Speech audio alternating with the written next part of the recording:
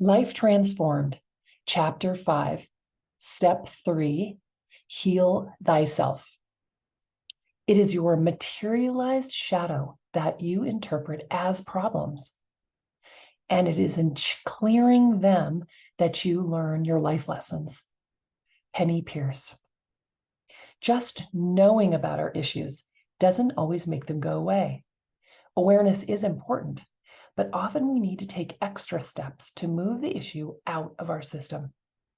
There is a plethora of powerful healing modalities in the world today that are used to remove emotional blocks and limitations and align us with our perfect state of being. Healers help the body. Healing practitioners know that healing comes from within each person. Healers help the body recognize its own ability to heal. They are like guides to your healing. You can actively heal yourself too. You may need some instruction and support to develop your healing practice. Have you ever had a wart? A doctor told me to stick a piece of duct tape on it for a week, take it off for a day, and do this until it was gone. Sure enough, it took two rounds to get rid of the wart. I was sending a signal to my body, hey, get rid of this thing. And it did. My body healed itself when I drew attention to the space that needed to be repaired and then set the intention for healing. We can all do this with proper instruction and intention. We will begin by looking at a simple way you can heal yourself, then talk about more in-depth methods of healing with the help of others. The truth is, you can do all these techniques and create the healing you seek. Why not? Doing one thing to heal yourself is terrific. Doing 6 different things is even better. What does healing mean? Healing means aligning with your higher, authentic self, defining and moving closer to the perfect state of the ideal you. You may be perfectly happy and content, but still could use a bit of a realigning and healing. Everyone can benefit from healing. You don't have to have experienced trauma to benefit from this process. You spent time in step 1 and step 2 determining your authentic self, identifying your strengths and weaknesses. Now, move your attention to aligning to that true ideal self. What is the higher self or true self? Your higher self is who you intended to be, your spirit self, the highest potential you.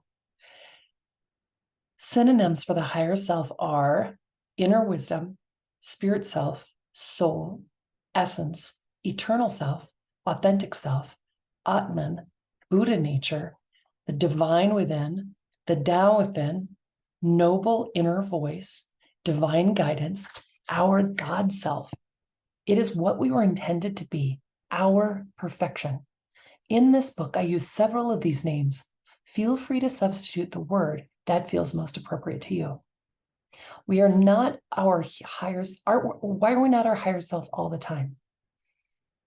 Everyone has free will in limitations, personal programming from parents, religion, friends, family, and classmates, and experiences that move us away from our higher potential. Someone told us once that we couldn't sing.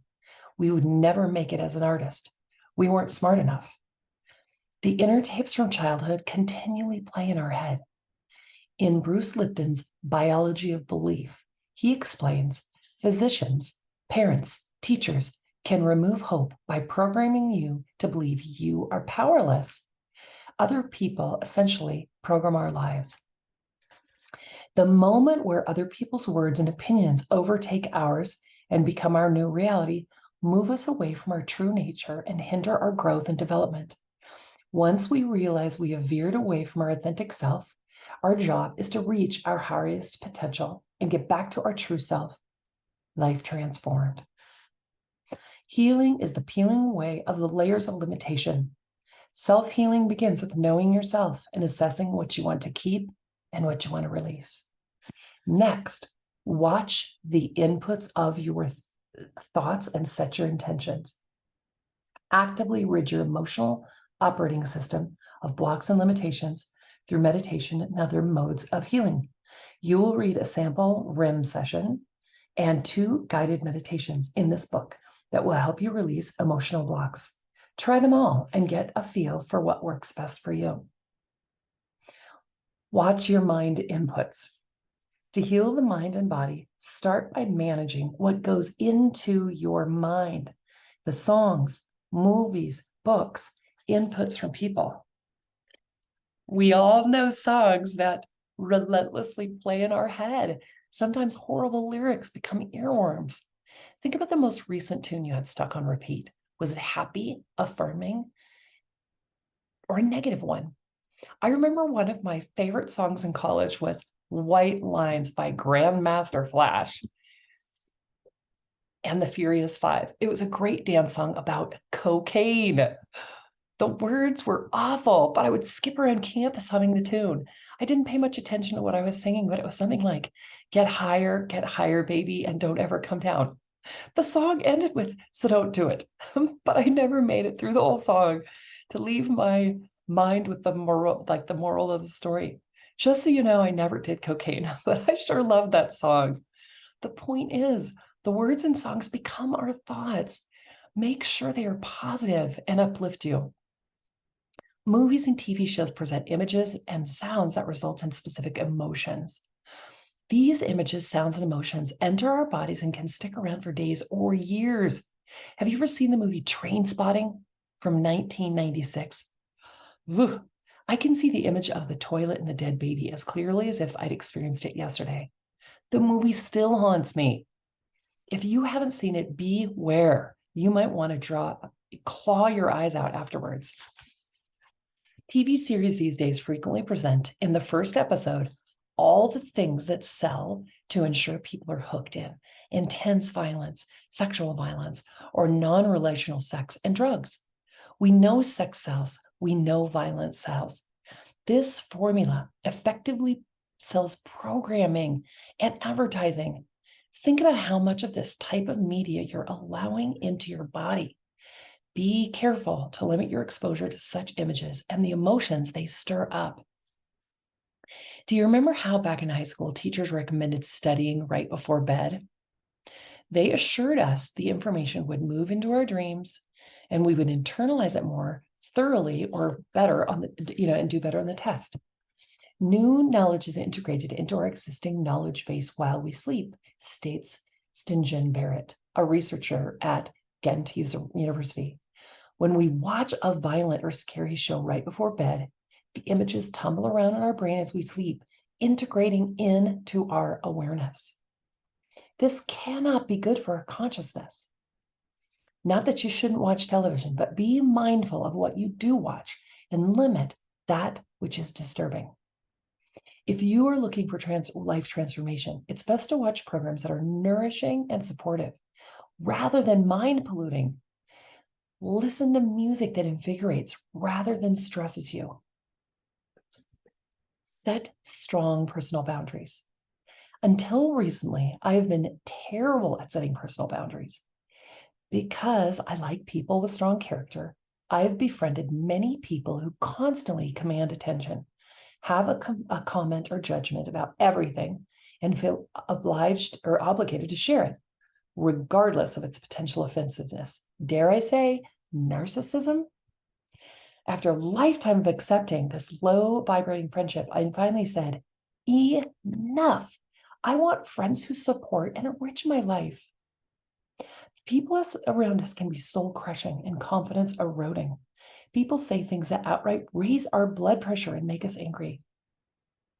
We sometimes recognize it happening and try to limit our time with them. There are others who say things that subtly work their way into our subconscious mind, lessening our self-worth. When it is subtle, it takes a while to recognize that it is happening. I had a friend a while back who couldn't resist saying things to me to make herself feel better. At the time, I was working as an office manager at a school. She would say, I would never be a secretary. I only have them. I just looked at her slack-jawed and did mental gymnastics for a week, wiggling that personal dig out of my mind. I need to avoid people like that if I can. We need to avoid people like that. No one has the right to use words to lessen the value of another. Look back at the list of people you identified as toxic. You know who those people are. If you cannot keep them out of your life entirely, do your best to limit your exposure to them. Instead, be around people who say nice things or provide a supportive feedback loop. Be diligent about what and whom you allow into your mind space.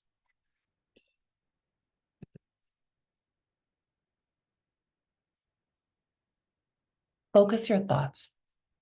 It is essential to keep our focus on healthy, supportive, nourishing things. Thoughts become things, become our reality. We know that hypochondriacs keep themselves sick by continuously focusing on sickness. What we focus on is what we get more of in our life. If we focus on love, helping, giving, and sharing, that comes back to us as receiving love and help. If we focus on getting and having, we end up with money and things. Not a bad pursuit, but not very fulfilling. If we focus on all the drama in the world, we are filled up with drama. If we focus on gratitude and the wonder that surrounds us, guess what? Wonder and things to be grateful for will be all around us. It is that simple. When you play an active role in what gets into your head, you will notice a change in your thinking. You will experience more positivity in your life. You will feel lighter. Healing begins with your thoughts. Set intentions and repeat them every day. We can also remove blocks and change behaviors by setting the intention to release them. One of my favorite intentions is by Paul Selig from his book, I Am the Word. I'm now making the choice to speak the issue, cleared once and for all, and I intend now to release any unconscious behavior that would have me reclaim this pattern that I have stated I am now free of. You can say this in the mirror in the morning or while lying in bed before or after sleep. You can write it on a piece of paper and carry it around in your wallet. You can write it, put it in your gratitude jar. See action steps in chapter 8. Techniques available for self-healing. Life transformation is not necessarily easy. It is an ongoing process. The above suggestions of setting intentions, watching inputs, focusing thoughts, and setting boundaries are important measures to put in place for moving forward in a new way. These do not rid the body of the mind of blocks and limitations that are holding you back. In the self-healing life transformation process, you will employ various techniques to clear emotional blocks and behaviors to enable significant change. Once you learn and regularly employ these techniques, you will recognize the many ways they can be useful to you. Healing through inner revelation. If you want to remove emotional blocks and limitations, you must connect with what's hidden inside. People are often afraid to look at their shadowy parts. The reality is you carry those shadows, experiences, and emotions around with you until you acknowledge and release them. They're keeping you stuck and do not serve your highest good. They're buried deep within your subconscious.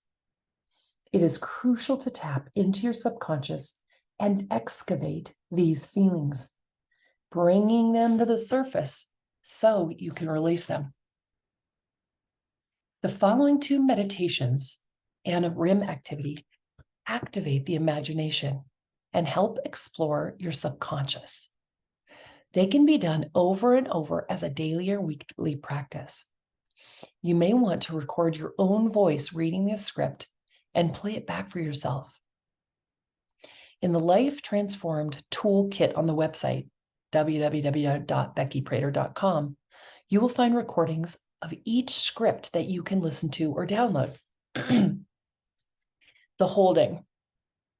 My friend, Reverend Misa Hopkins, teaches a beautiful method of letting go of emotions and issues that do not serve us by simply holding them in loving embrace.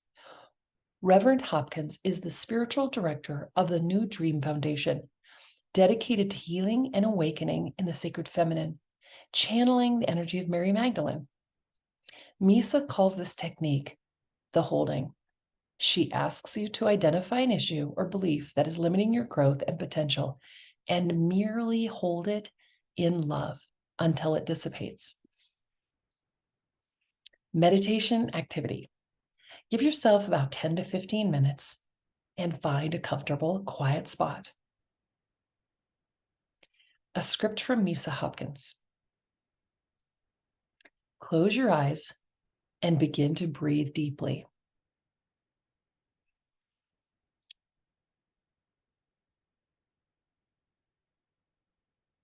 Take 3 deep breaths and sigh the last one out.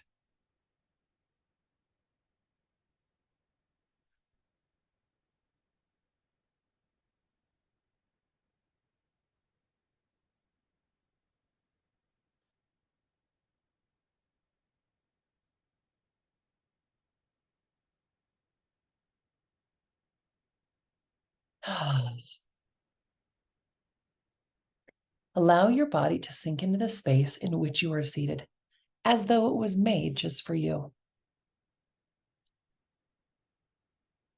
Breathe gently and sweetly, accepting the nourishment of the air, the day, or spirit, whichever fills you with peace.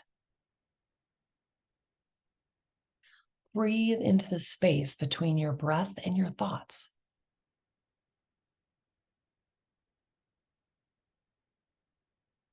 Remember some moment in your life when you felt love, and allow yourself to be that feeling of love from head to toe. Let it fill the space of you.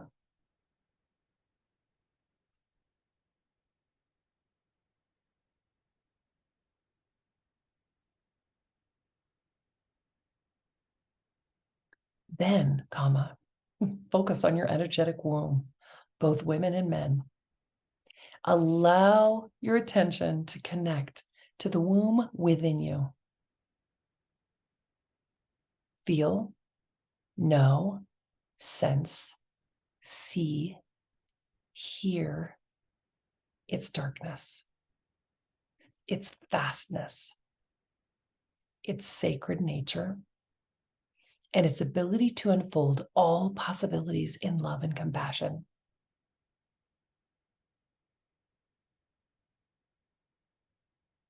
Allow your awareness, do not force this, but rather allow your awareness to bring you something you feel limited about. Perhaps it's a fear you have, a concern or a doubt, or a feeling that is uncomfortable for you. Be present to that limit in the sacredness of your womb.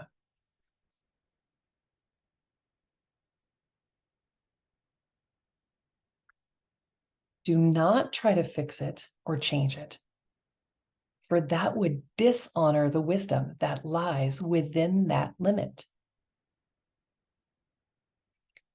Simply be with the feeling of that limit.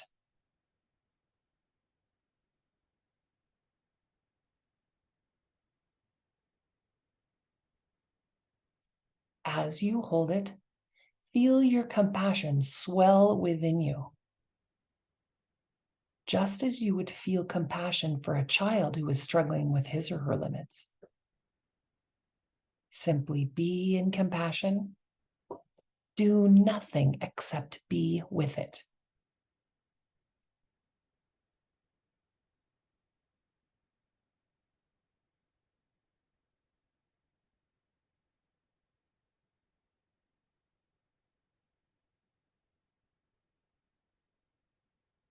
It will, in its own time, transform into a peaceful freedom.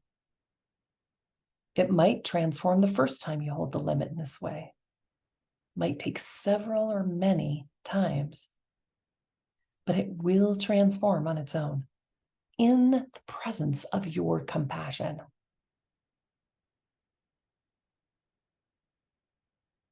Remember, your womb and the primordial sacred womb of life are one. Go to your womb and there see or sense the belief that limits you.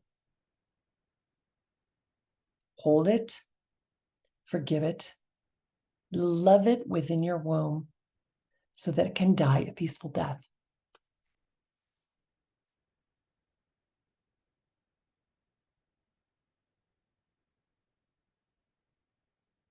Now, check in with your body. You should feel a sense of lightness. You may need to do this exercise more than once to release long-held beliefs, emotions, or issues. Consider doing the meditation when something comes up that you have difficulty dealing with. Hold it in love. Holding it in love may be the best way to move through it. The many yous. Sometimes what we need to heal are the moments in our life where someone hurts us inadvertently or deliberately. It begins with an event in our past that wreaked havoc on our growth and development. Something happened that disconnected us from our soul or parts of our soul. I believe we lose small parts of our soul with every traumatic event. Reconnecting with these soul parts is what makes us whole again.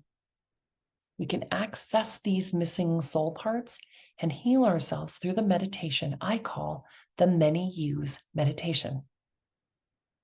The reality is that throughout our life, we make the best decisions we can, given the information available at that time. We are always doing our best, even when our actions are not in our best interest. Often we don't know what a better choice would be. This simple meditation takes us to those moments in our life and helps us connect to our past self with love. Meditation activity. Set aside 20 to 30 minutes.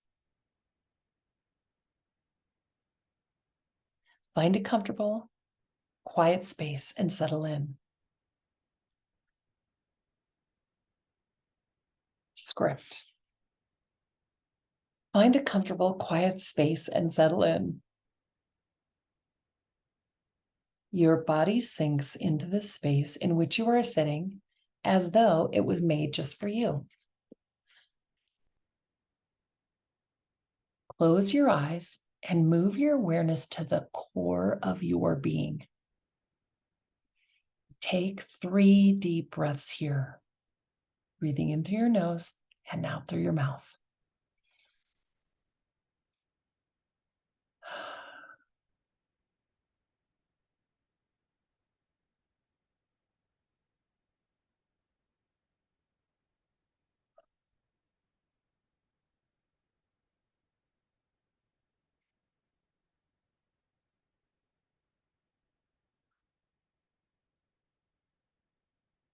Once you're ready, your imagination is going to bring about a moving walkway rising in front of you, like the ones at the airport, just a little way ahead. Now, imagine that along this walkway, there are a bunch of yous. Each represents a super significant moment in your life. They could be painful moments or glorious moments. There might be 10 images of you at different ages or 50 images. Whatever shows up is perfect. Starting at the first you, visualize your present day self walking up to this youngest you. Give yourself a giant hug and hold yourself in complete and total unconditional love, knowing that you were doing the best you could at the time with the information you had available to you. Continue to hug this younger you and stay in that embrace.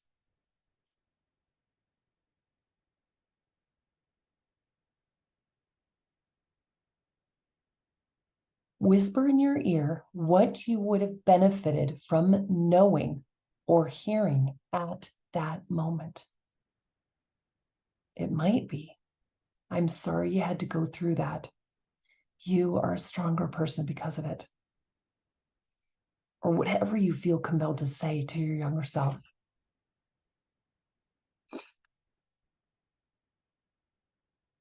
If the moment was a great accomplishment or victory, recognize that and celebrate with yourself.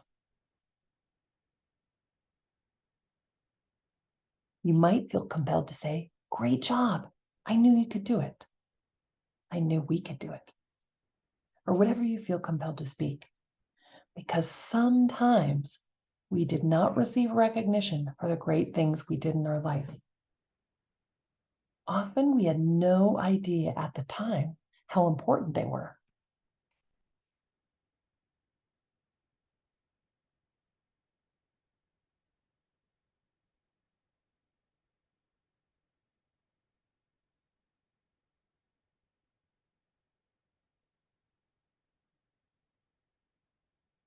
When this feels complete, move to the next you.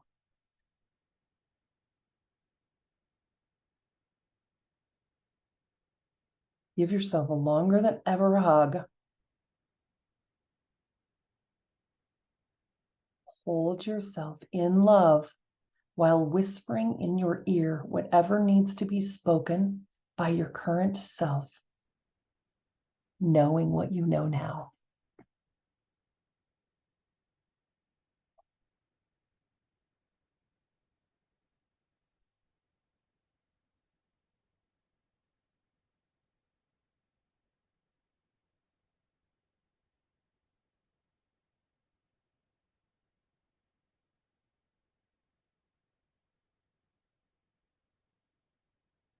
Go through all the yous, all the significant moments in your life, and hug or support all the younger yous who are just doing their best.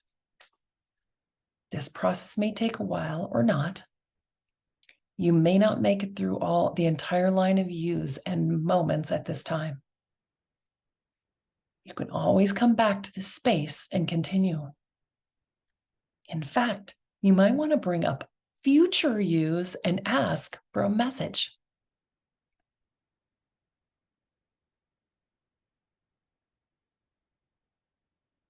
For now, bring your awareness back to your physical body.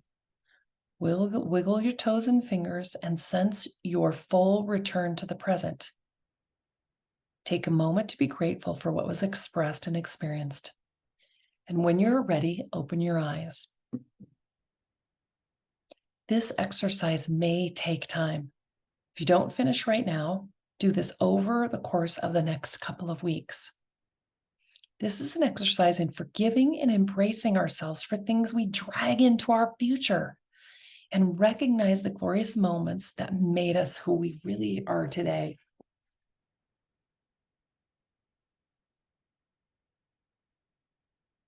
The RIM Advanced Therapy Technique.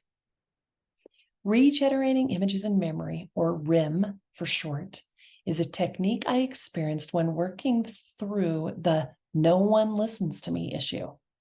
It's another effective method of going within and exploring the subconscious with the aim of releasing emotional blocks. It's an advanced therapeutic technique that taps in to the organic human emotional operating system that allows emotions to move through us and helps process the events we encounter. When we are unable to process an event, whether because it's traumatic or because we're young and don't have the life skills to handle what's happening, the factual memory and the emotional memory intertwine and stick in our body.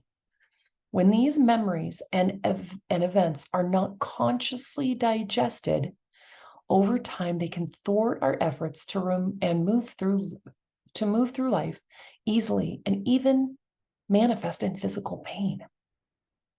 The RIM technique uses imagination to generate those stuck events into empowering ones.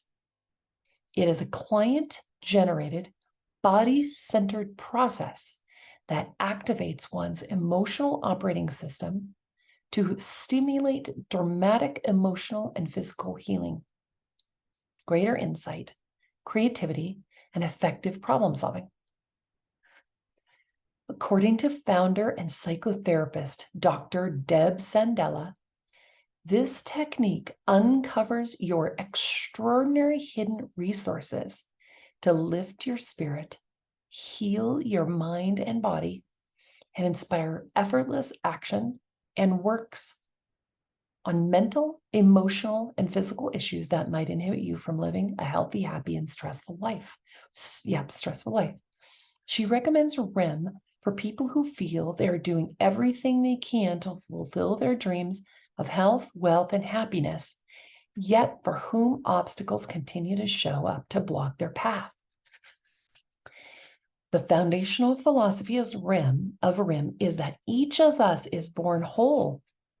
Traumatic life experiences create memories that layer on top of our true nature.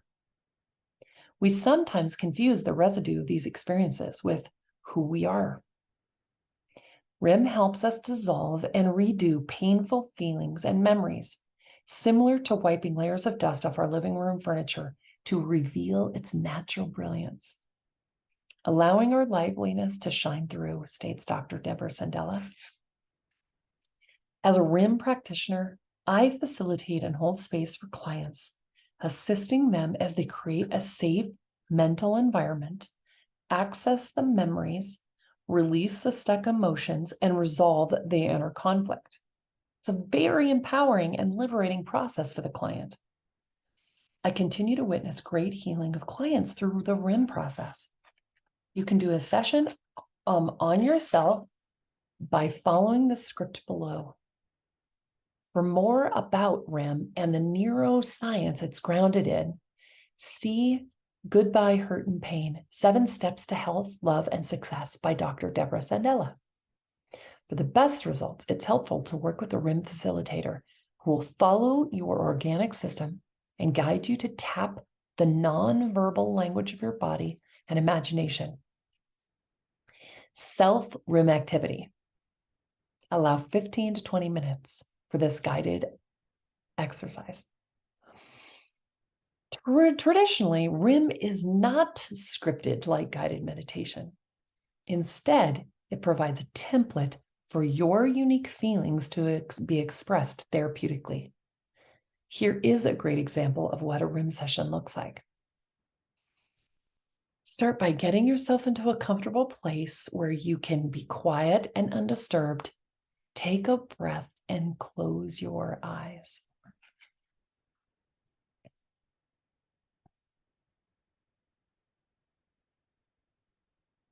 As you take a deep breath, feel yourself settling in, your body relaxing, your muscles releasing.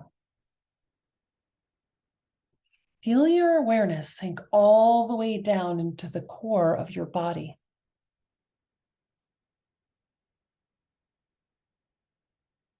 As that's happening, allow your analytical mind to take a back seat in this process, letting your imagination, emotions, and body do the communicating and the processing.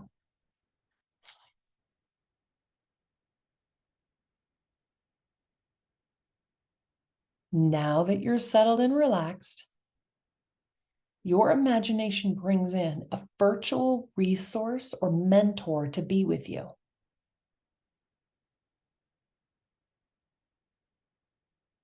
This mentor or resource is incredibly powerful, providing safety, wisdom, and love. This mentor can be anything or anyone, a deity of your faith, spirit guide, or angel. Could be a person you know, living or deceased, or friend or someone you've never met, or could be an animal. Whatever shows up for you, allow this loving and safe presence to be here to provide safety and guidance. Notice where this mentor is in relation to you, in front of you, above you, beside you. Notice how it feels to be in the presence of this mentor or virtual resource. If you don't know this mentor by name, ask the mentor what it would like to be called and sense the response.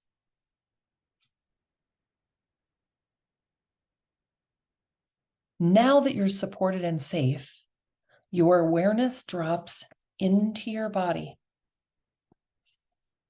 Your imagination brings forth a place in your body that is drawing your attention. This could be a pain, tingle, sensation, light, or intense feeling. Whatever is calling your attention is exactly right for you. There's no way to screw this up or do this wrong. You can easily release the need to filter or edit. Sensing where in your body is calling your attention, your imagination gives the energy here shape and form. Again, whatever's coming up for you is perfect. As you are looking at that shape, whether it's a defined shape or without specific edges, you witness it. Notice how big that space or shape is. Does it take up part of your body or all of your body? Whatever is showing up for you is perfect, even if what I'm saying doesn't fit exactly.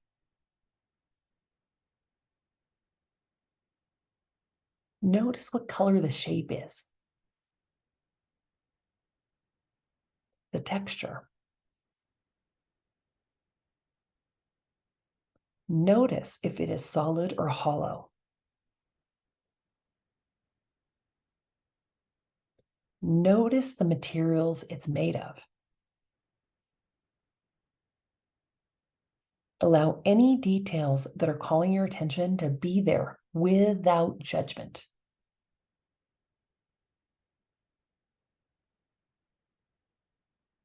Now, as you're looking at this shape or object, take a breath, and on the exhale, imagine moving your awareness inside that energy, knowing that the virtual resource is there to provide safety.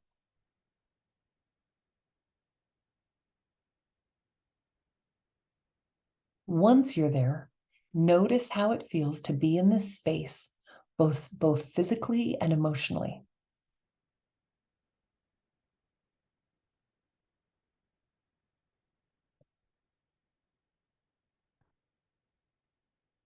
Sensing inside this energy, you'll become aware of someone with whom you need to speak. Your imagination easily brings forth an image of that person. Whoever it is easily pops in and takes shape, just like that. Notice how you feel.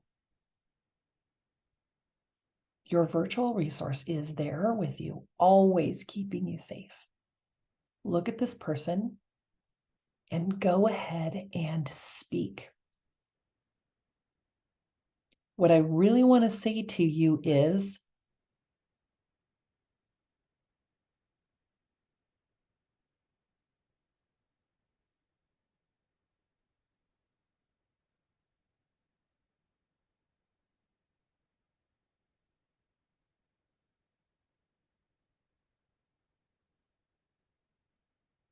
What I want you to understand is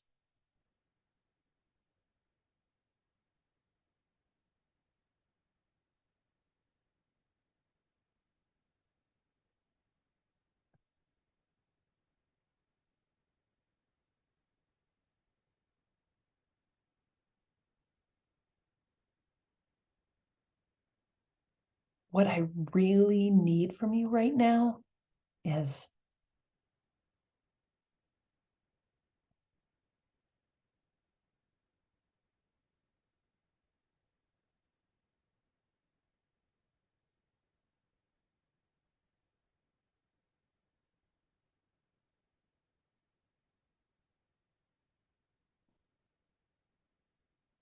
anything else that needs to be spoken to the immature person, allow it to be spoken now.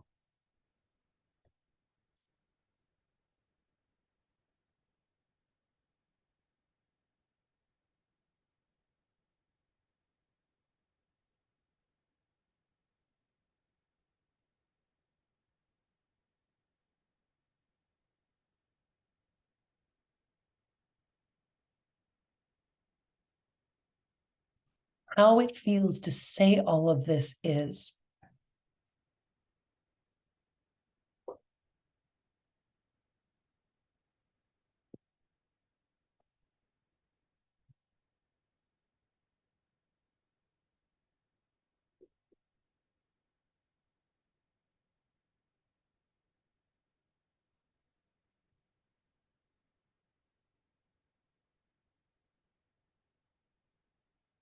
sensing all you've expressed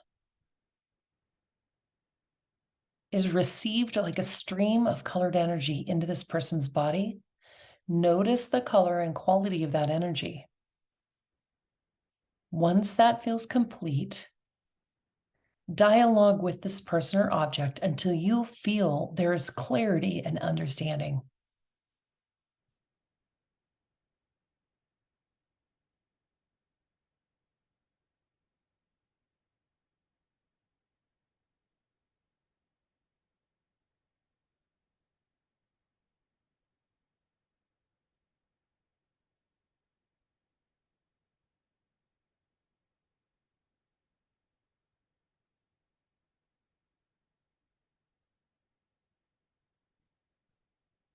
Bring your awareness back to your body to have the last word.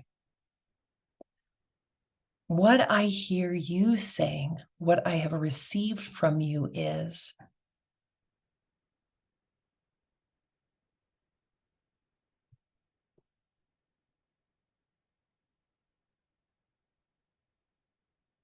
how it feels to hear you saying this to me is,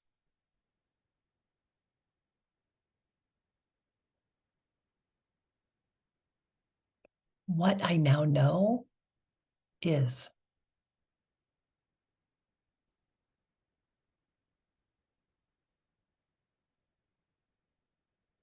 After expressing what you've realized, notice what you are feeling in your body now. As you sense that new feeling in your body, notice it and allow it. Your resource is with you, making sure your body is clear. Take a moment.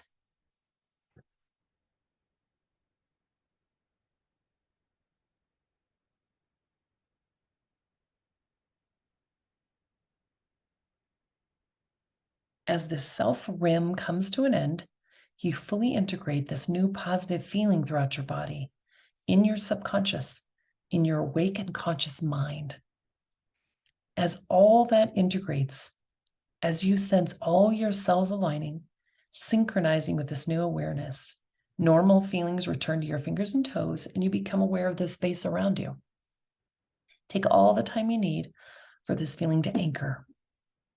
When it's complete, take a breath and open your eyes. Welcome back.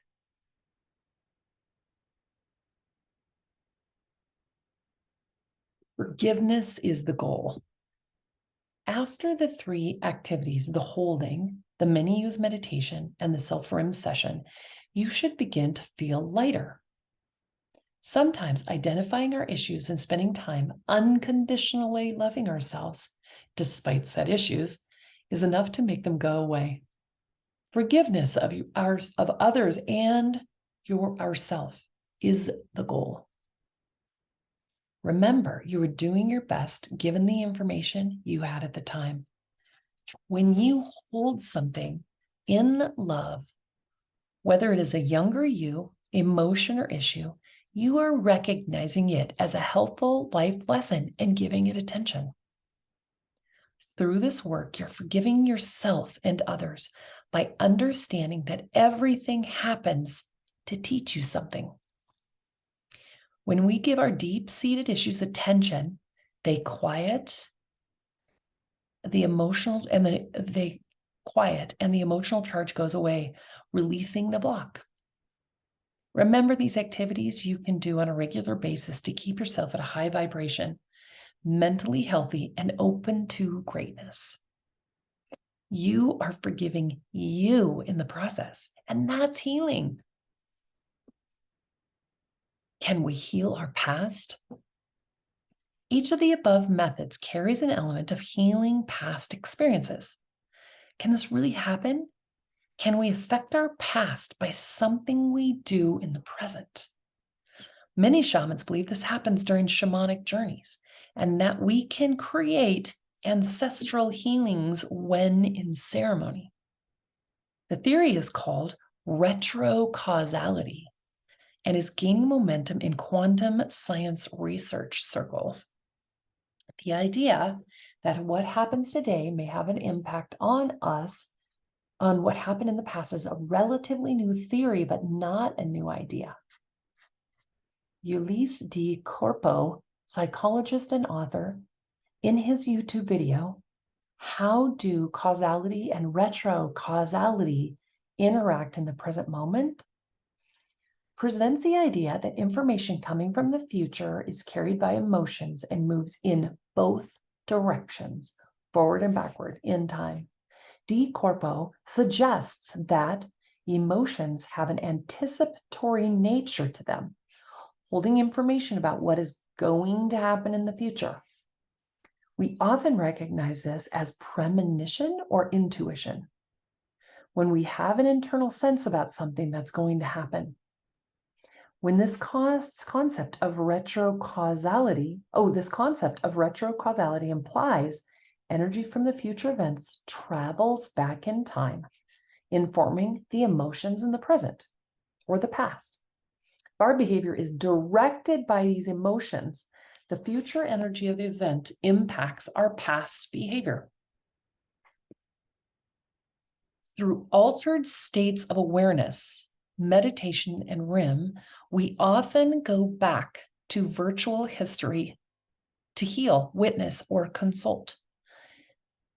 In the many use meditation, you are being asked to revisit your younger self to offer healing, kind words, acknowledgement, and understanding. In my own experience, I recognize intervention throughout my life where I was given virtual information that protected me from what otherwise would have been harmful. I can still hear the words whispered in my own ear, saying in something important I needed to hear.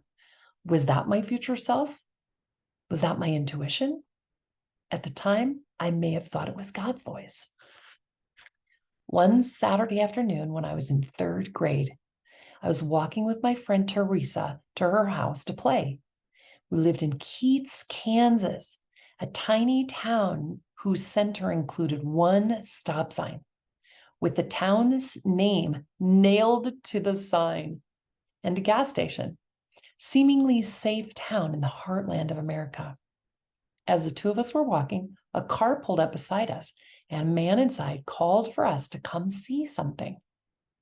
We peered in with caution to see either a bunny or an exposed penis.